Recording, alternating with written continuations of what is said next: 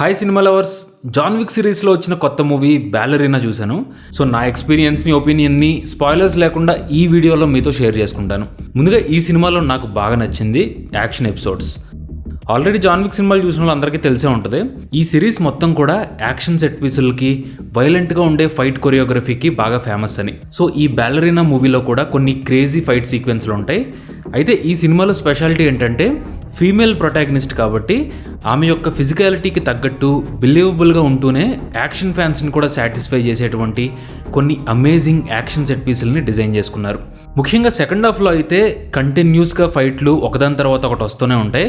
వైలెన్స్లో intensity కూడా స్లోగా scene to scene పెరుగుతూ ఉంటుంది. సో యాక్షన్ని, వైలెన్స్ని ఇష్టపడే వాళ్ళైతే ఈ మూవీ మ్యాక్సిమం సాటిస్ఫై చేస్తుంది. అయితే ఇక్కడ ఒక మెయిన్ మైనస్ ఏంటంటే బ్యాలరీనా బ్యాక్ స్టోరీ తప్ప సినిమాలో సాలిడ్గా ఒక గ్రిప్పింగ్ స్క్రీన్ ప్లే అంటూ ఏముండదు. అంటే ఇక్కడ రివెంజ్ అనే మెయిన్ మోటివేషన్ ఒక బేసిక్ లెవెల్లో ఎమోషన్ని క్రియేట్ చేస్తుంది.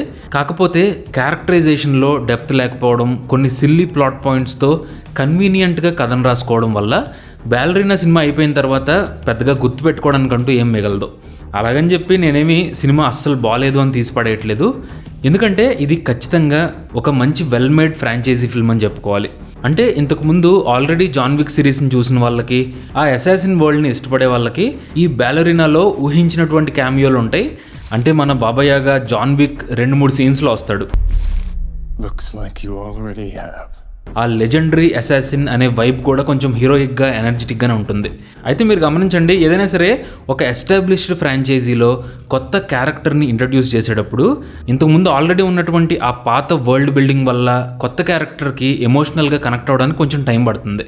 అందుకనేమో మేబీ ఇందులో స్టార్టింగ్లో వచ్చేటువంటి ఈవ్ బ్యాక్ స్టోరీని అరగంట సేపు చూపించినా సరే నేనైతే యాక్షన్ ఎపిసోడ్లు ఎప్పుడు వస్తాయని చెప్పి వెయిట్ చేశాను. అండ్ ఫైనల్గా ఫైట్స్ మాత్రం అస్సలు డిసప్పాయింట్ చేయలేదు. అండ్ మెయిన్గా అనా డి ఆర్మస్ పర్ఫార్మెన్స్ని అయితే ఖచ్చితంగా మనం అప్రిషియేట్ చేయొచ్చు. అందులోనూ ముఖ్యంగా స్టంట్ కొరియోగ్రఫీని కనుక చూసుకుంటే ఇంత బ్రోటల్ వైలెన్స్ని చాలా కన్విన్సింగ్గా, ఇంపాక్ట్ ఉండేలాగా ఈమె బాగానే పుల్ ఆఫ్ చేసింది. అయితే ఇంతకుముందు చెప్పినట్టు ఒక యూనివర్స్ని క్రియేట్ చేయడం కోసం బ్యాలరీనా క్యారెక్టర్ని కొత్తగా ఇంట్రడ్యూస్ చేయడం ఆర్గానిక్గా, యూనిక్గా అనిపించలేదు. డెఫినెట్గా ఫ్రాంచైజీ కోసమే చేసినట్టు ఉంటుంది. ఇక్కడ కంపారిజన్ కాదు కానీ జస్ట్ ఒక ఎగ్జాంపుల్ కోసం చెప్తున్నాను. ఫ్రాంచైజీ ఫిల్మ్స్లో గనక ఒక ఫిల్మ్ మేకర్ యొక్క సిగ్నేచర్ స్టైల్ ఉంటే ఆ మూవీస్ ఎంత ఫ్రెష్గా ఉంటాయని చెప్పడానికి మ్యాడ్ మ్యాక్స్ కానీ, ఫ్యూరియోసా అనే మూవీ కానీ మంచి ఎగ్జాంపుల్స్ అనుకోవాలి. ఎందుకంటే జార్జ్ మిల్లర్ స్టైల్ని, సిగ్నేచర్ని వేరే ఫిల్మ్ మేకర్స్ రెప్లికేట్ చేయడం చాలా కష్టం. అందుకే ఫ్యూరియోసా అనేది ఫైనాన్షియల్గా వర్కౌట్ అవ్వకపోయినా సరే ఒక స్టాండ్ అలోన్ ప్రీక్వెల్ లాగా మంచి ఇంపాక్ట్ ఇస్తుంది. ఇక జాన్ విక్ వచ్చేసరికి ఇది బేసిక్గా ఫిల్మ్ మేకర్ ఓరియంటెడ్ సిరీస్ కాదు, more on style, violence and మెయిన్గా స్టార్ బేస్డ్ సినిమా. అందుకే ఈ బ్యాలరీనా అనేది జస్ట్ ఒక యాక్షన్ సినిమాలో చూసుకుంటే బాగానే ఉంటుంది. కానీ ఆనెస్ట్గా చెప్పాలంటే జాన్ విక్ లాంటి యాక్షన్ సిరీస్ల్లో ఒరిజినల్ ఫస్ట్ పార్ట్లో ఉండేటువంటి ఫ్రెష్నెస్ తర్వాత వచ్చినటువంటి సీక్వెల్స్లో ఉండదు. ఎందుకంటే ఫస్ట్ టైం మనం చూడడానికి సైలెంట్గా, స్టాయిక్గా ఉండేటువంటి ఒక జాన్ విక్ లాంటి క్యారెక్టర్ని చూసినప్పుడు ఖచ్చితంగా కొత్తగానే ఉంటుంది.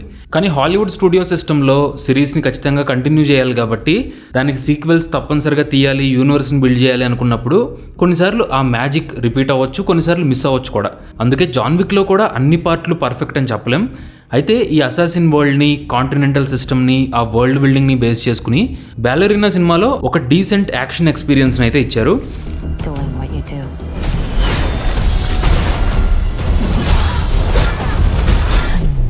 సో మీరు కనుక బలమైన కథ ఉండక్కర్లేదు, మంచి యాక్షన్తో పాటు ఒక పాప్కార్న్ పైసా వసూలు ఎక్స్పీరియన్స్ ఉంటే చాలు అనుకుంటే ఈ బ్యాలరీనా మూవీని ఒకసారి ట్రై చేయొచ్చు. అండ్ ఒకవేళ మీరు కనుక ఆల్రెడీ సినిమాని చూసుంటే మీకేమనిపించిందో కింద తప్పకుండా కామెంట్ చేయండి. ఎందుకంటే సినిమా చూసే వాళ్ళకి అది ఉపయోగపడుతుంది. Hope you like this video. Thanks for watching.